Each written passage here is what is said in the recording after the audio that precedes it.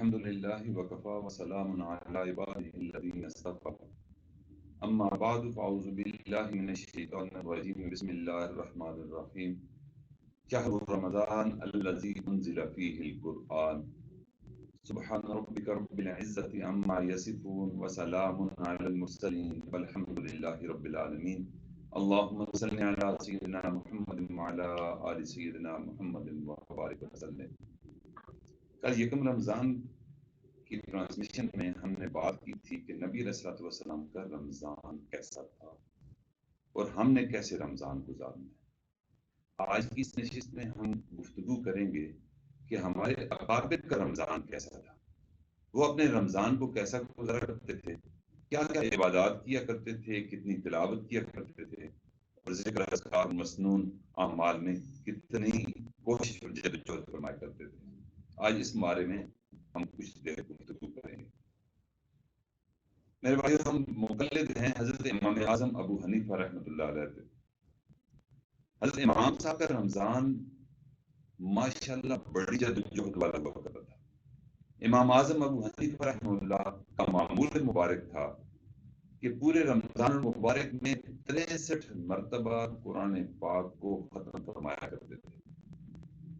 دن اور رات میں ایک قرآن پاک، یوں ایک ماہ میں 60 ہو گئے، اور 3 قرآن پاک یعنی ہر عشرے میں بھی ایک ختم تراویح میں فرمایا کرتے تھے، اور یوں ایک رمضان میں 63 مرتبہ قرآن پاک کو ختم فرمایا کرتے تھے.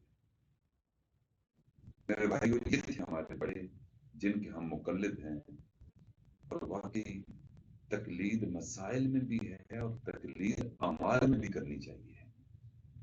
فکر میں ہم ان کے مقلد ہیں، ہم ان کی رائے کو اہمیت دیتے ہیں. اس جدوجہد اور مجاہدے میں بھی ہمیں چاہیے کہ ان کے نقش قدم پر چلتے ہوئے کثرت تلاوت کلام پاک اس رمضان شریف میں کریں. ہمارے اکابر میں بڑے بڑے نام حضرت رائے پوری رحمۃ اللہ علیہ کے. ان کے معمولات میں لکھا ہے کہ جب 29 شعبان کا دن ہوتا تھا تو اپنے تمام مریدین، متوسلین اور مقتدیوں کو اکٹھا کر لیتے تھے اور کہتے تھے کہ آج 29 شعبان ہے، آج آپ ہم سے مل لیں، اور اس کے بعد ہماری کوئی ملاقات رمضان شریف میں ہم نہیں کریں گے.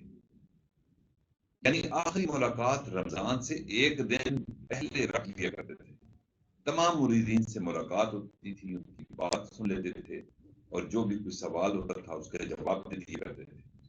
اور ایک اور عمل یہ کیا کرتے تھے کہ اپنے خادم خاص کو ایک بوری دے دیا کرتے تھے، اور وہ بوری ایسی تھی کہ اپنے خادم کو کہتے تھے کہ اس ماہ رمضان میں میرے جس مرید کا خط آئے تم نے وہ خط مجھے نہیں دینا بلکہ اس بوری میں ڈال دینا ہے.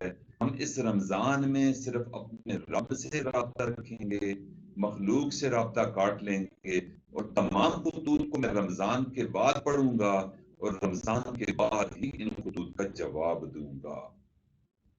میرے بھائیو، یوں اپنے اوقات کی قدر کیا کرتے تھے.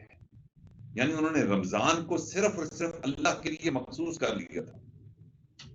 لوگوں سے ملنا چھوڑ دیا اور اللہ سے ملاقات بصورت نوافل، بصورت کلام پاک کی تلاوت وہ کیا کرتے تھے. اور کثرت سے ان کے متوسلین اور مریدین پورے ہندوستان سے ان کے پاس خدمت میں تشریف لاتے. اور حضرت کا ایک معمول مبارک بھی یہ تھا کہ رمضان مبارک میں عشرے کا اعتکاف نہیں فرماتے تھے بلکہ پورے ماہ کا اعتکاف، پورے رمضان مبارک کا اعتکاف فرمایا کرتے تھے. اور جو بندہ بھی بستر لے کر 29 شعبان کو ان کی خانقاہ میں آتا اس کو مسجد میں جگہ نہیں ملتی تھی. یوں لوگ کثرت کے ساتھ رمضان میں عبادت کے لیے، اعتکاف کے لیے حضرت کی خانقاہ میں تشریف لاتے تھے، اور پورا ماہ رمضان مبارک کا عبادت اور یاد الہی میں گزار دیا کرتے تھے. میرے بھائیو، ہم صرف ایک عشرے کا بھی اعتکاف اگر کر لیں تو یہ بھی ہم پر بہت بھاری ہوتا ہے. چاہے جائے کہ وہ ہمارے بڑے پورے ماہ کا اعتکاف فرمایا کرتے تھے. حضرت شیخ الحدیث مولانا زکریا رحمۃ اللہ علیہ فضائل اعمال کے مصنف ہیں اور اپنے وقت کے بہت بڑے شیخ ہیں. وہ اپنی ابیتی میں اپنے بارے میں ارشاد فرماتے ہیں کہ اکابرین کے نقش قدم پر چلتے ہوئے رمضان میں یکسوئی کے ساتھ عبادت کرنا میرا معمول ہوا کرتا تھا. میں پورا دن تلاوت کلام پاک میں گزارا کرتا، کچھ وقت نوافل میں گزارتا.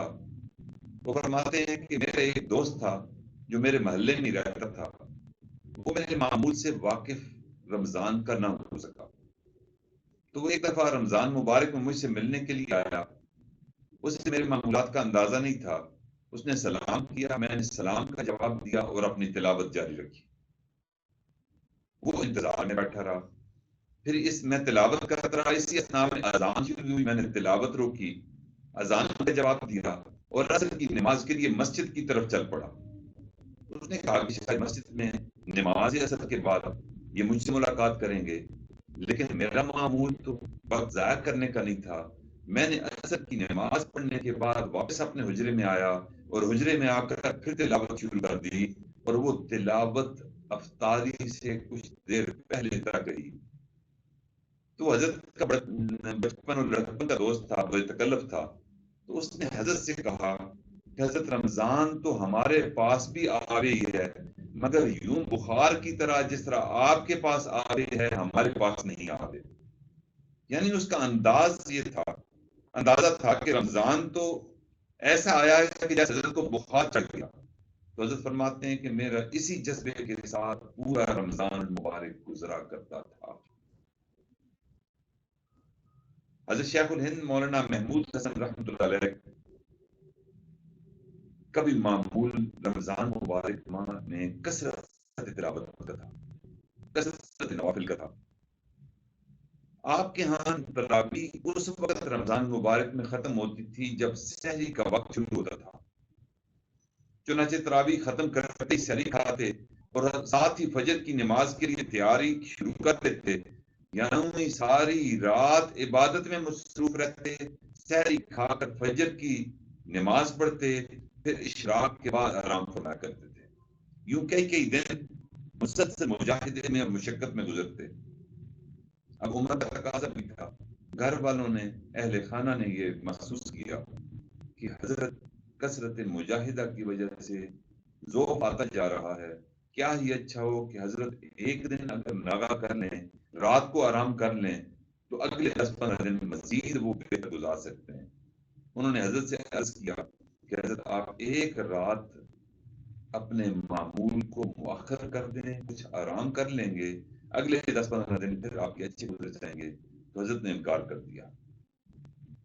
اب گھر والے دوبارہ تو کہہ نہیں سکتے تھے، تو انہوں نے ایک ترکیب استعمال کی کہ مسجد میں جن امام صاحب کے پیچھے حضرت شیخ الہند تراویح پڑھا کرتے تھے، انہوں نے امام صاحب سے کہا، اور امام صاحب بھی حضرت شیخ الہند کے مرید اور شاگرد تھے، امام صاحب سے کہا کہ آپ ایک بہانہ ایک رات کے لیے کر دیجئے کہ میں تھک گیا ہوں، میں زیادہ لمبی تراویح نہیں پڑھ سکتا، آج میں 2-3 پارے ہی پڑھوں گا.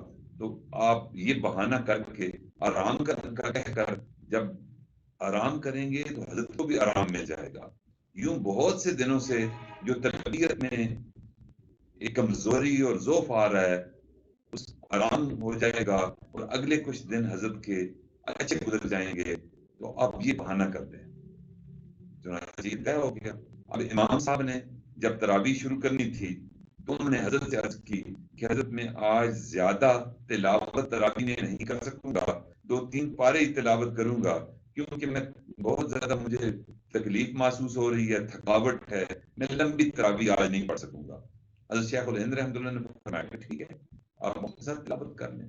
تو امام صاحب نے 2-3 پارے پڑھے اور پھر اس کے بعد امام صاحب نے اجازت چاہی.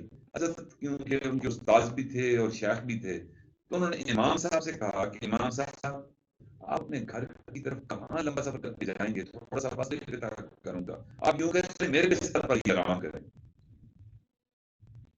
امام صاحب نے حضرت کی بات مان لی اور حضرت کے بستر پر ہی آرام کرنے لگ پڑے.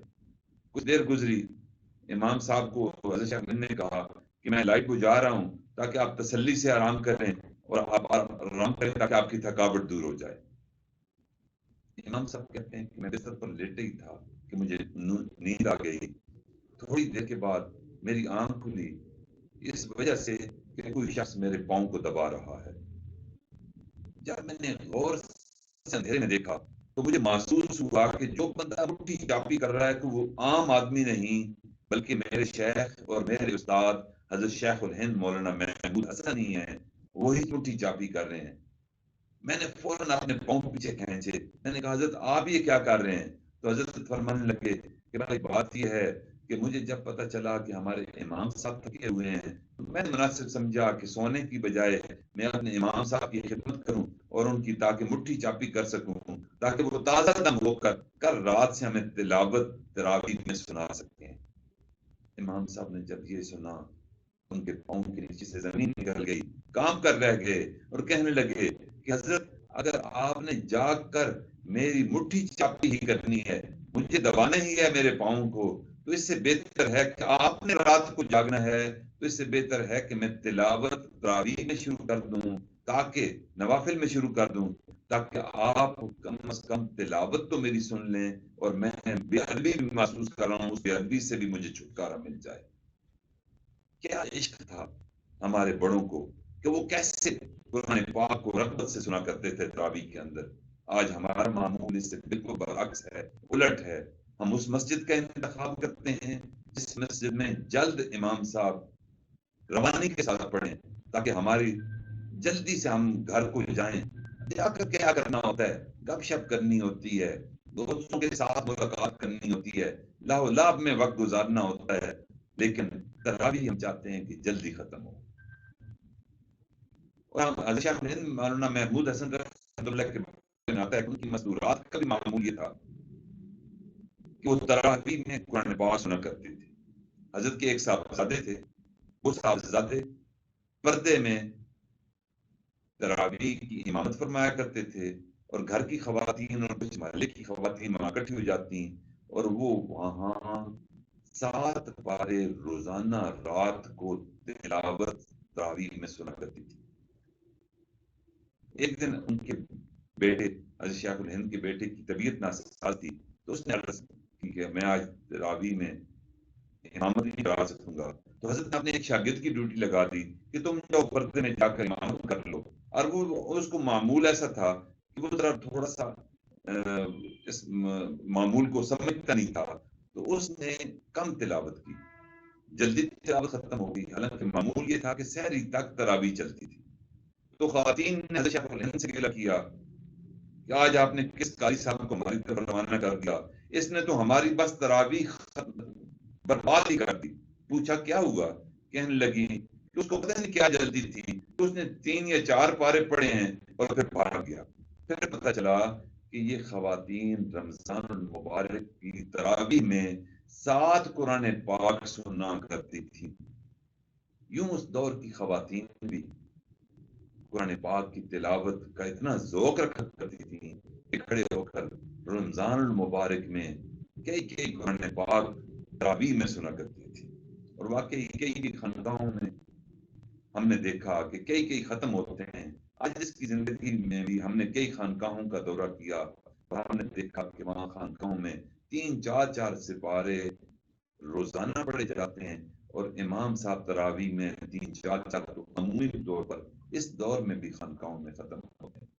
لیکن ہمارا معمول میرے بھائیو سستی اور کاہلی والا ہے، ہمیں اس رمضان کی قدر نہیں۔ اس لیے میرے بھائیو اکبر کے نقش قدم پر چلتے ہوئے ہم بھی کوشش کریں کہ ہم اپنے رب کو، اپنے روٹھے رب کو منائیں گے، ہر حال میں منائیں گے۔ اور روٹھے ہوئے رب کو مناتے ہوئے ہم یہ ذہن میں خیال لائیں کہ اگر کسی مالک کا کوئی غلام بھاگ جائے اور کافی عرصے کے بعد وہ واپس آئے اور واپس آ کر اپنے مالک سے وہ کیسے معافی مانگے گا؟ وہ اس کے پاؤں میں پڑ جائے گا، منت سماجت کرے گا، آہوزاری کرے گا، لجاجت سے کام لے گا، التماس کرے گا کہ مجھ سے آپ روٹھے ہوئے ہیں، میں آئندہ ایسی غلطی نہیں کروں گا، آپ مہربانی فرمائیں میری اس غلطی کو معاف کر دیں۔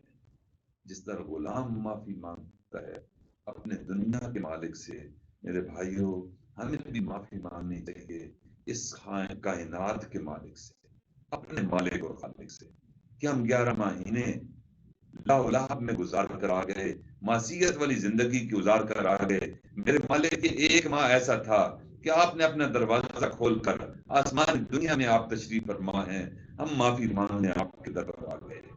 اس لیے میرے بھائی ہم کوشش کر لیں، ایک تو معافی کی درخواست کر دیں، نمبر دو یہ کوشش کر لیں کہ آپ کہ آخرت میں اللہ کے ہاں جب ہمارے اکابر یہ اعمال لے کر آئیں گے کہ کوئی 40 سال عشاء کے وضو سے فجر کی نماز پڑھنے کا عمل لے کر آئے گا، کوئی 63 سال 63 بار قرآن پاک رمضان المبارک میں ختم کرنے کا عمل لے کر آئے گا، تو کاش ہم بھی کچھ ایسا عمل لے کر آئیں جو اللہ تعالیٰ کو پسند آ جائے اور اللہ تعالیٰ ہم سے بھی راضی ہو جائے۔ کاش ہمارا بھی ایسا کوئی عمل ہو، ہم اس قابل ہوں کہ ہم اللہ کے سامنے رمضان المبارک کے روزے کے ساتھ ساتھ کثرت تلاوت لے کر روز معاشر حاضر ہوں، اس کی عبادت پیش کر سکیں کہ یا اللہ ہم کمزور تھے، 11 ماہ سستی کا شکار رہے، ایک ماہ ایسا تھا کہ جس میں ہم ٹوٹے پھوٹے کچھ عمل کر سکے، میرے مالک آپ مہربانی فرمائیے انہیں قبول کر لیجیے۔ میری قسمت سے الہی پائیں یہ رنگ قبول، پھول کچھ میں نے چنے ہیں ان کے دامن کے لیے۔ میرے بھائیوں، باقی عام دنوں میں تہجد کے لیے اٹھنا ہمارے لیے ناممکن ہوتا ہے، مشکل ہوتا ہے، لیکن یہ ایک ماہ ایسا ہے کہ کاش ہم اس ایک ماہ میں سحری کھا کر فوراً تہجد پڑھ لیں، کہ ہو سکتا ہے کہ یہ ایک ماہ کا جاگ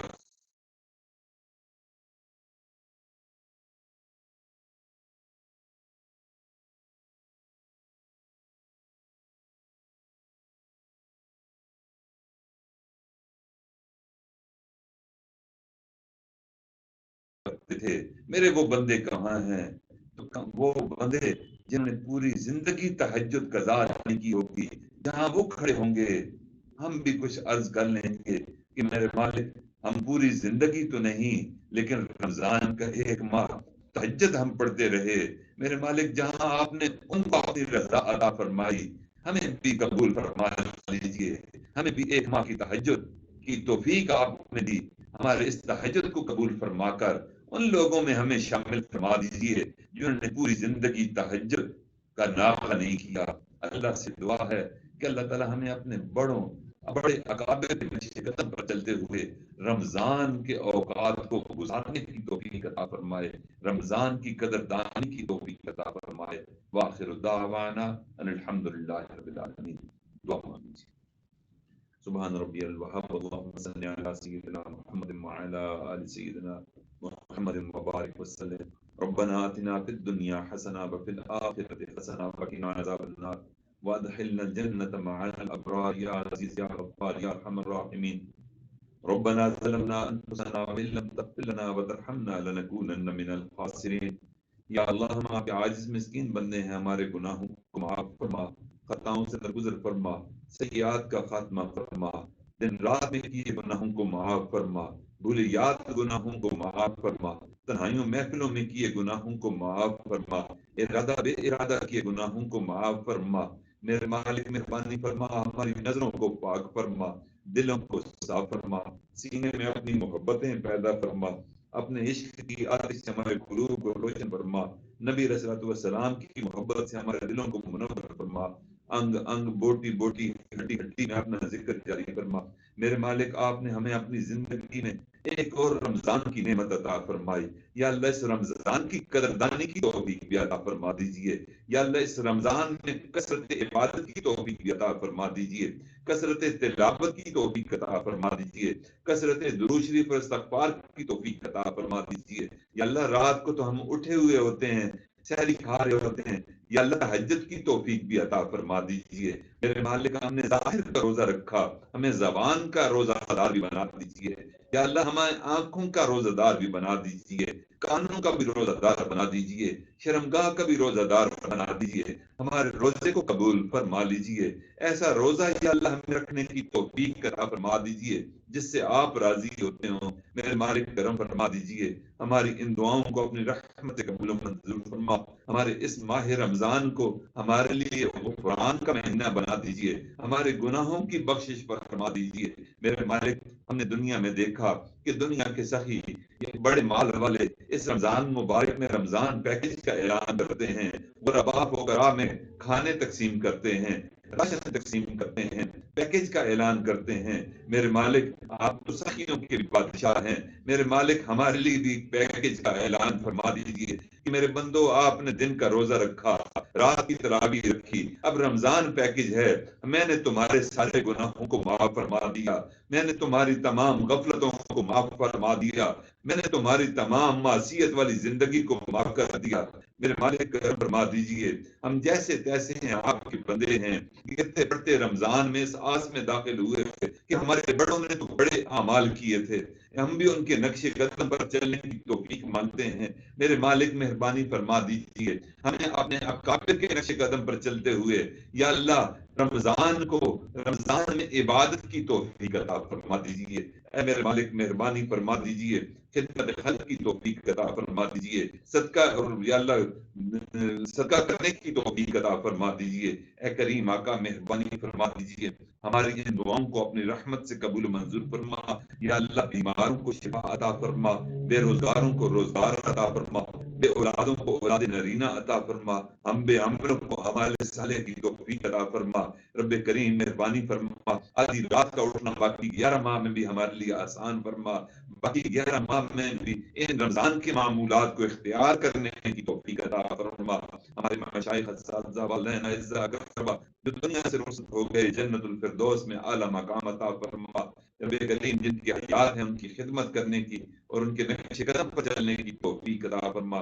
ملک عزیز پاکستان کو قیامت کی صبح تک قائم فرما۔ رب کریم امت مسلمہ کی پریشانیوں کا خاتمہ فرما، کشمیر کے مسلمانوں کو آزادی عطا فرما، فلسطین کے مسلمانوں کو آزادی عطا فرما، چچنیا برما کے مسلمانوں کو آزادی عطا فرما، جہاں جہاں مظلوم محکوم ہیں یا اللہ سب کو آزادی کی نعمت سے سرفراز فرما۔ رب کریم ہماری ان دعاؤں کو اپنی رحمت سے قبول و منظور فرما، کرونا وبا کا خاتمہ فرما۔ یا اللہ اس وجہ سے یا اللہ جو معمولات زندگی متاثر ہوئے ہیں یا اللہ ان معمولات کو معمول پر لا دیجیے۔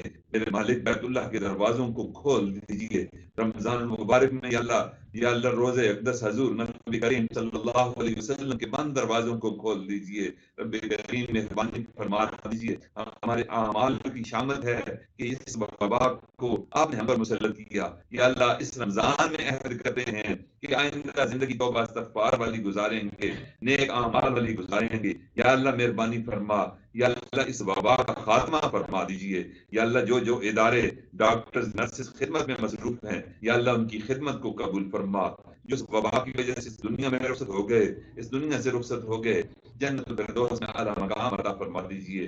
جو ہاسپٹل میں ایڈمٹ ہیں، گھروں پر کرنٹائن ہوئے ہیں، یا اللہ ان کو صحت کاملہ عاجلہ مستمرہ عطا فرما، جو مانگ سکے وہ بھی عطا فرما، جو مانگنے سے رہ گیا وہ بھی عطا فرما۔ ربنا تقبل منا انك انت السميع العليم وتب علينا انك انت التواب الرحيم، وصلى الله تعالى على حبيبي محمد وعلى اله وصحبه اجمعين برحمتك يا